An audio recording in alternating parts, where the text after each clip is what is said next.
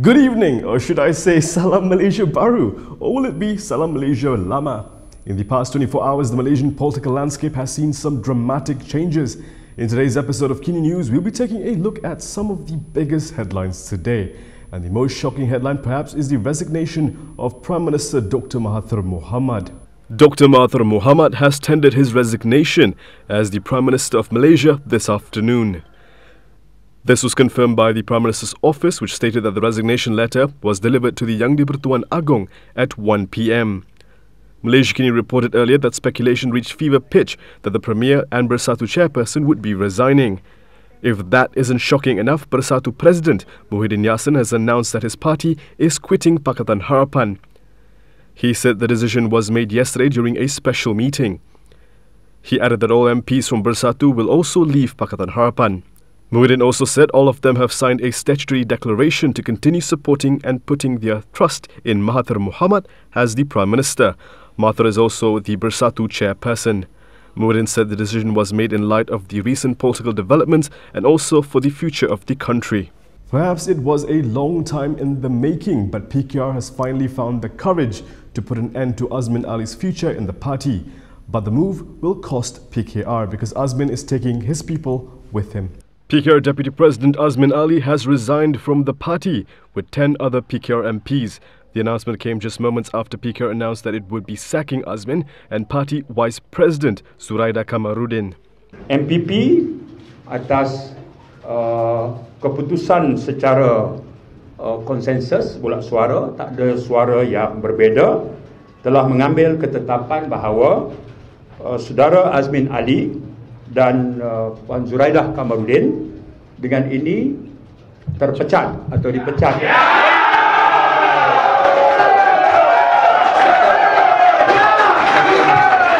This is over their role in orchestrating a new coalition in a bid to oust the current Pakatan Harapan government. Yesterday, Azmin's faction, along with representatives from Bersatu, BN, PAS, GPS and Warisan, met with the young di-Pertuan Agong on the formation of a new government. However, no announcement was made. Azmin had told supporters that the ruler needed some time to look into the matter.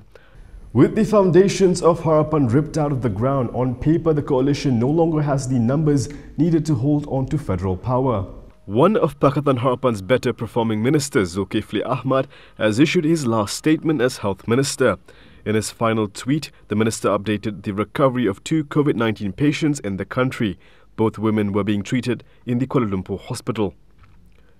That leaves just 2 patients of the 22 recorded cases in the country still receiving treatment. It's his last tweet as minister because Harapan now only has 102 seats in the Dewan Rakyat, after 26 MPs from Bersatu and 11 MPs from PKR quit the coalition. However, there's no clear path for Harapan's many opponents to form a new government. Malaysiakini's simulation of different possible scenarios showed that a coalition made of the likely partners is short of the 112 seats required to form the majority in Dewan Rakyat. For example, if Bersatu and the Azmin faction join forces with UMNO and PAS, this coalition of like-minded partners will only secure 95 seats. There is a remote possibility that an MP would still be able to form a new government if the person can prove majority support to the young di-Pertuan Agong. If that doesn't happen, fresh elections will likely be called. The Attorney General's Chambers is expected to release details of a caretaker government amidst political turmoil following what appeared to be the collapse of the Harapan government. Dr Mahathir's resignation as Prime Minister may be shocking, but not as shocking as his move to resign from the party he co-founded. Breaking news story after breaking news story. Not only has Dr Mahathir Mohamad tendered his resignation as Prime Minister, he has also quit as the chairperson of Bersatu. This was announced in a statement this afternoon. The statement came an hour after Bersatu President Muhyiddin Yassin announced that the party has left Pakatan Harapan. Mahathir has yet to provide any reasons for his resignation from the federal government and his party. His exit as the Bersatu chair fuels speculation that he could be at odds with Muhyiddin and others. A report by The Edge, which quoted sources, said that Mahathir resigned as he is against working with UMNO. But not all hope is lost. The remaining leaders in Pakatan Harapan are set to meet tonight and they're looking to keep Mahathir in power. Pakatan Harapan's Presidential Council will hold an emergency meeting tonight, wherein DAP has pledged to nominate Dr Mahathir Mohamad to continue as Prime Minister. In a statement today after chairing a long DAP leadership meeting, Party Secretary General Lim Guan Eng said his party commended Dr Mahathir for refusing to work with the allegedly corrupt UMNO. He also commended Mahathir for being the first Malaysian Prime Minister to be prepared to resign on the principle of upholding integrity and combating corruption. The problem lies not with the Presidential Council decision. The problem also does not lie with Dr Mahathir.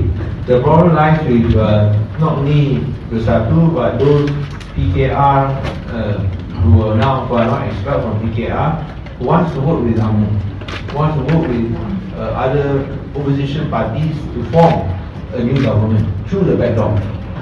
Likewise, Amanah President Muhammad Sabu also announced that his party would back Mahathir. The political shift appears to be aimed at scuttling a handover of power to PKR President Anwar Ibrahim, as agreed by Harapan's top brass in January 2018.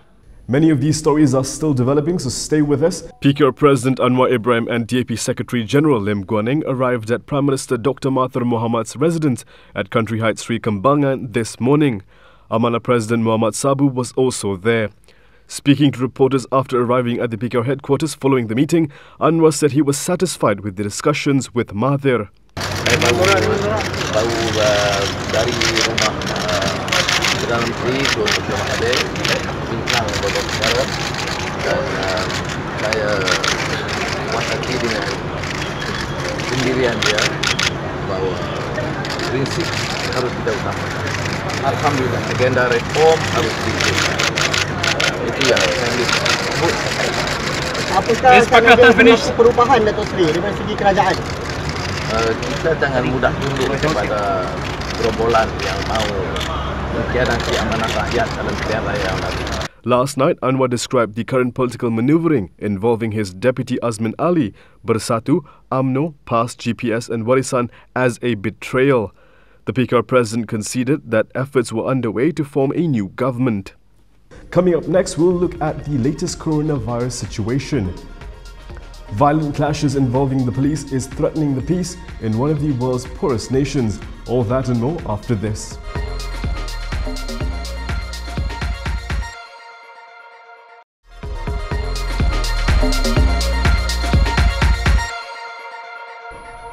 It may be easy to forget with all that's happening in Malaysia today, but the coronavirus is pretty much still out there. Fears mounted on Monday that the coronavirus outbreak in China will grow into a pandemic with disruptive and deadly consequences for countries around the world after sharp rises in infections in South Korea, Italy and Iran. A surge of infections outside mainland China triggered steep falls in Asian share markets and Wall Street stock futures as investors fled to safe havens such as gold. South Korea's fourth largest city, Daegu, grew increasingly isolated as the number of infections there increased rapidly, with Asiana Airlines and Korean Air suspending flights to the city. In Europe, French Health Minister Olivier Véran said he would talk with his European counterpart soon to discuss how best to cope with a possible epidemic in Europe, after Italy reported a third death from the flu-like virus and 150 infections from just 3 days before Friday. Italy sealed off the worst affected towns and banned public gatherings in much of the north, including halting the carnival in Venice, where there were 2 cases, to try to contain the biggest outbreak in Europe. Austria suspended train services over the Alps from Italy for about 4 hours after 2 travellers showed symptoms of fever. The train carrying about 300 passengers from Venice, Italy to Munich in Germany was allowed to continue its journey after 2 tested negative for the new coronavirus. South Korean authorities reported a 7th death and another 161 new cases on Monday, taking the total to over 700. Of the new cases, 115 were linked to a church in Daegu. Iran, which announced its first 2 cases on Wednesday, said it had confirmed 43 cases and 8 deaths. Most of the infections were in the Shiite Muslim holy city of Qom. Saudi Arabia, Kuwait, Iran, Turkey and Afghanistan imposed travel and immigration restrictions on the Islamic Republic. Violent clashes erupted in the Haitian capital on Sunday, but instead of controlling the crowd, cops are the ones protesting. Shots and tear gas were fired in the capital of Haiti at the protest by police over pay and working conditions. It was not immediately clear who fired the shots or the tear gas during the protest, which has led to the suspension of Carnival, a music and dance festival in Port-au-Prince. Police officers questioned why there was enough money for Carnival, but not enough for the livelihood of officers. The clashes were the most violent since the police, this time heavily armed, started protesting at the end of last year, as the Caribbean island nation struggled with a prolonged economic and political crisis. The Asian government issued a statement late Sunday strongly condemning the violence, calling it an attack against freedom and democracy. Redzwan Mat Yusof, known for being a strong advocate of the Flying Car project, has taken a dive in the Bersatu division polls. Redzwan Yusof appeared cheerful at the Sheraton Hotel in Petaling Jaya last night, perhaps because it was before the Melaka Bersatu Elections Committee announced at 1:15 a.m. that Masjid Thana MP Mas Ermiati Samsudin defeated him in the division polls. According to Berita Harian, the party election committee announced Mas Ermiati bagged 414 votes, while incumbent Redzwan, who is also the Entrepreneur Development Minister, received 328 votes. Third contender, A. Luqman Abdul Ghani, received 228 votes. Speaking after the results were announced, Mas Ermiati said she will be organising a team-building retreat. She was quoted as saying that she would reorganise the team to strengthen the party so that it promotes racial unity and struggles of mutual benefit. She is also planning efforts to boost party membership by attracting more youths and adults to sign up. Mas Ermiati joined Bersatu in December 2018 after quitting UMNO in July that year. She quit UMNO due to dissatisfaction with the party election results, which saw Ahmad Zaid Hamidi become party president.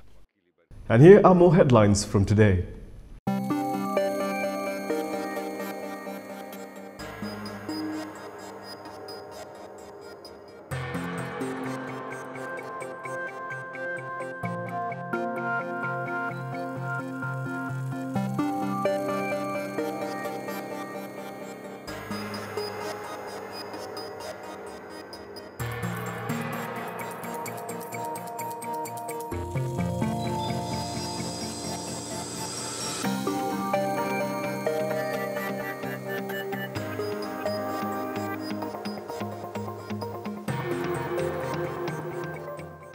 And that is all from me today. For more stories, you can go to KiniTV.com. You can also follow us on Instagram, Twitter, YouTube and Facebook for the latest news updates. I'll see you again tomorrow, same time, same place. I'm Bersatu Michael.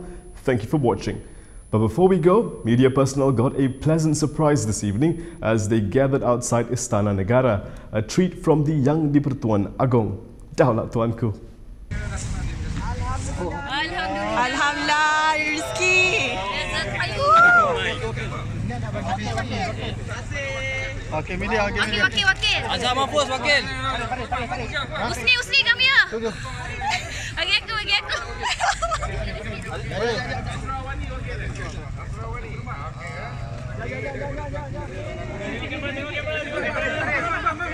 Mana sini?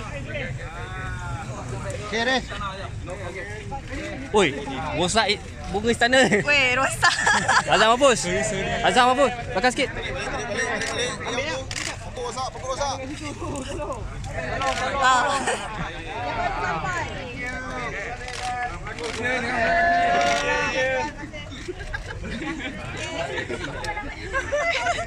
Tak payah kena berata panjang-panjang.